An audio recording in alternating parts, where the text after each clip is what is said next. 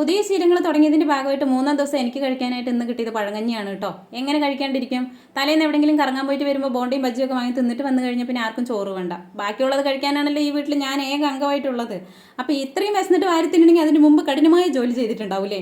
അപ്പോൾ 5:30 അലാറം അടിച്ചാലും 5:50 ഞാൻ എണീറ്റ് വരാറുള്ളൂ. എണീറ്റ് വന്നത് ഉടനെ പുറത്തടുപ്പിൽ ചോറ്റിനുള്ള വെള്ളവും കുളിക്കാനുള്ള വെള്ളമൊക്കെ വെച്ചിട്ട് വന്നിട്ടാണ് മുട്ട റൈസ് ഉണ്ടാക്കണം. നമുക്ക് തന്നെ പഴങ്കഞ്ഞി ഉണ്ടല്ലോ, അപ്പോൾ കുഞ്ചുമന് മാത്രം ഒന്ന് പ്രിപ്പയർ ചെയ്താൽ മതി.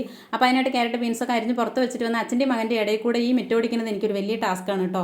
അങ്ങനെ അത് കഴിഞ്ഞ് വരുമ്പോഴേക്കും ഇവിടെ പാല് പൊങ്ങി അടുപ്പത്തൊക്കെ പോയിട്ടുണ്ട്. 8ൻ്റെ പണി കിട്ടണ എനിക്ക് എന്നും പിന്നെ അതൊരു ശീലമായി.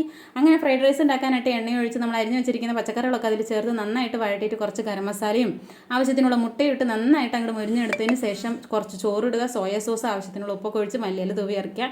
അടിപൊളിയായിട്ട് ഉണ്ടാവും. കുട്ടികൾക്ക് കൊടുത്തയക്കാൻ ഇതിൻ്റെ കൂടെ ഞാൻ ഉരുളക്കിഴങ്ങ് വറുത്തിട്ടുണ്ട് കേട്ടോ. അങ്ങനെ ലഞ്ച് ബോക്സൊക്കെ പാക്ക് ചെയ്ത് കുഞ്ചുമനെ വിട്ടിട്ട് വന്നിട്ടാണ് ക്ലീനിങ് പരിപാടിയിലേക്ക് കാലി വെച്ചത്.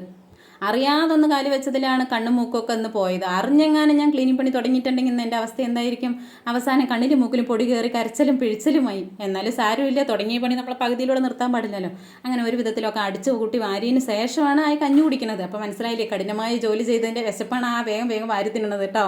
അങ്ങനെ ഇന്ന് നമ്മുടെ പഴങ്കഞ്ഞിയിലേക്ക് നല്ല കട്ടിക്കുള്ള തൈരും കുറച്ച് ഇഞ്ചിപ്പുളി, പിന്നെ ഇഞ്ചിപ്പുളി നമ്മുടെ ഒരു വീക്ക്നെസ് ആയതുകൊണ്ട് അതും ഉണ്ട് കേട്ടോ.